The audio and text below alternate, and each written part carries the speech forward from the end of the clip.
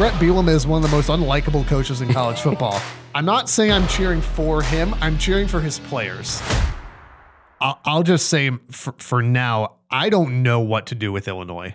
Mm-hmm. I do. I've watched the games. I've looked at, gone back through. I've looked at this, stat lines, and I am Illinois is a very confusing football team because you will get have the doors blown off you by Indiana, who, by the way, is a good football team, but still, you gave up 70 points. You got beat, 63-10, 70-10, whatever it was. I lost track. I went to bed. But yet you turn around and can beat USC?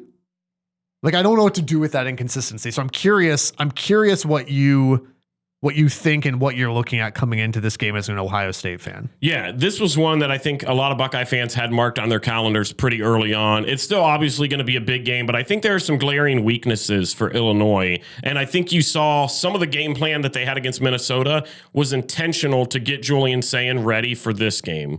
If you look at the last couple of games, the last 3 games for the Illinois defense, they're allowing opponents on average about 507 total yards per game. Is that good? Last week versus Purdue, they allowed 453 total yards, 300 of those through the air. Against USC, they gave up 364 yards through the air, almost 500 yards of offense. Against Indiana, they allowed almost 600 yards of total offense. Even against Duke, in a game in which they won 45-19 or something like that, they were outgained in total yardage and gave up 438 yards total. This defense is not good. You know what helps Ohio State?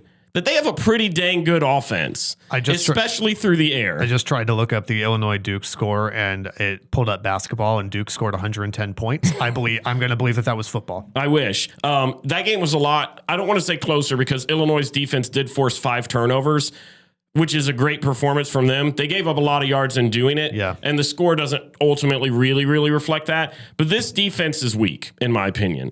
I don't have a lot of respect for them. I agree with that. And I have a lot of respect for Ohio State's defense, and I have a heck of a lot of respect for guys named Jeremiah Smith and Carnell Tate. And honestly, Max Clare now. He had a great game against Minnesota.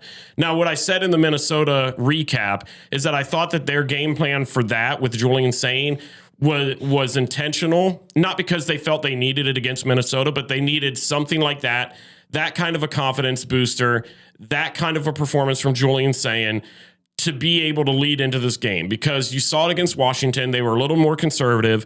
They knew that there were going to be times where he was on the road where they were going to need him to step up and throw the ball.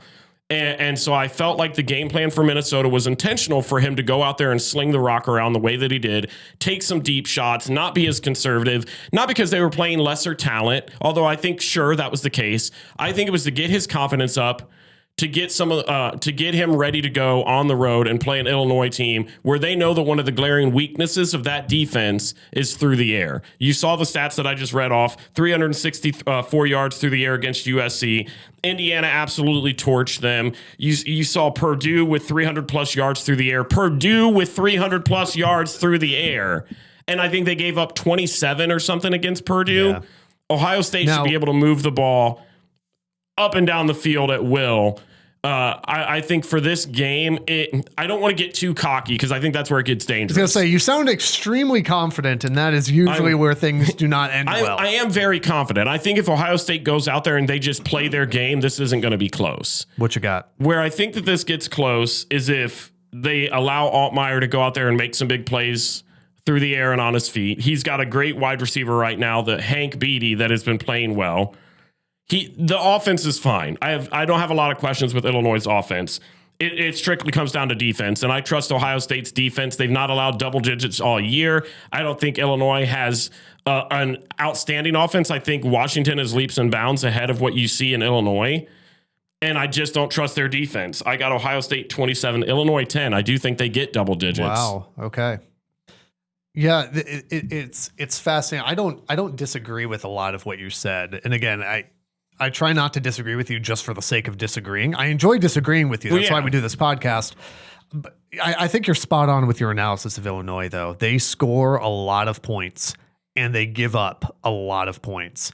It reminds me, and again, that we saw these two teams play, but they remind me of kind of Cornfield USC, right? I mean, that's what they've been called. Many people are calling Illinois Cornfield USC. where the offense is clicking. The offense puts up points. The defense is just nothing to write home about. It's not terribly good. Illinois does not run the ball terribly well. And to, I think, wear down Ohio State's defense as good as they are, you kind of have to be able to run the ball. Mm-hmm. Both teams rely on the passing game as the engine, but the way you beat Ohio State is with defense. Like, ask Michigan. Like, look at a bad Michigan team last year. How did you beat Ohio State? Yeah, some of it was running the ball for sure, but also like it was Michigan's defense that won that game for them. You are unlikely, not saying it can't happen, but you are unlikely to beat Ohio State in a shootout. Like if it's a point grab, no defense, you're probably not going to be able to overcome the level of Ohio State's defense and keep pace with Ohio State's offense. Even as I mentioned last week, they have not looked like unbeatable death machine, but they looked really good this past weekend. They've made baby steps. I think Sayin this last week against Minnesota, was as good as he's looked. Was a great step forward to be in that. The way Illinois is built is to just run the score up, and it's football, right? But to score more points than you, right? Yeah. But it's to get into these high scoring games, and it works against lesser or comparable teams. I don't think it works against the nation's best teams. I just don't think, even if Illinois came out and had their greatest, if Ohio State plays clean, if they don't commit a turnover, they don't get penalized a ton to give Illinois extra chances, I just don't see the firepower that the Illini have to score more than 20. And I think to be able to beat this Ohio State team with as good as this defense had played, you've got to score 28 plus to even give yourself a chance. It's weird that you say 20 because that's exactly how many I think Illinois scores. I've got Ohio State 34 and Illinois 20. I think Ohio State will not have much trouble with this defense. Now, I think you mentioning the turnovers for Illinois is a key here, because like you mentioned the Duke game, and obviously Duke and Ohio State not comparable, but had a fantastic game against Duke in the turnover department. Still give up a ton of yards. Forced USC into one, if not two turnovers as well, I believe, in that game.